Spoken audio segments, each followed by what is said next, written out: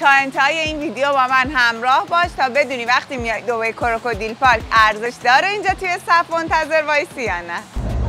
هیچ وقت فکر نمی‌کردم که دیدن کروکودیلا از نزدیک انقدر جذاب باشه. در مجموعه دبی کروکودیل پارک از 250 تا کروکودیل حفظ و نگهداری میشه که 150 تاشون بزرگسال، 60 تاشون نوجوان و 40 تاشون بچه کروکودیلن. قسمتی که ما الان هستیم محل نگهداری کروکودیلای بزرگساله که سنشون بین 26 تا 27 ساله. حالا یکم بیایید نزدیکتر.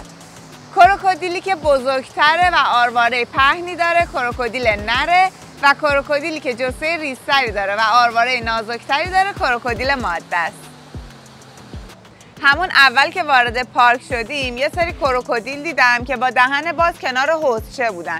پیش خودم گفتم حتما به خاطر جذابیت بیشتر یه سری مجسمه کروکودیل هم گذاشتن کنار کروکودیلای زنده، ولی همون جوری که دیدین این کروکودیلا واقعی هن.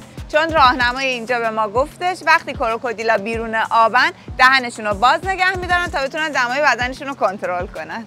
کروکودیلای ماده سالی یک بار بین 40 تا 60 تا تخم گذاری میکنن. با توجه به حفظ و نگهداری که اینجا از این تخم کروکودیل ها میشه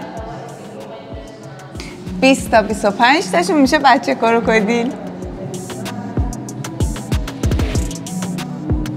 وقت ناز کردن یه کروکودیل 1 سال و 2 ماه هست.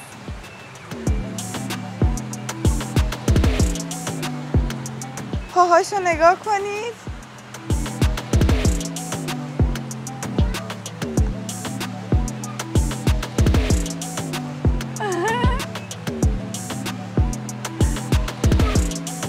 ناخوناشو.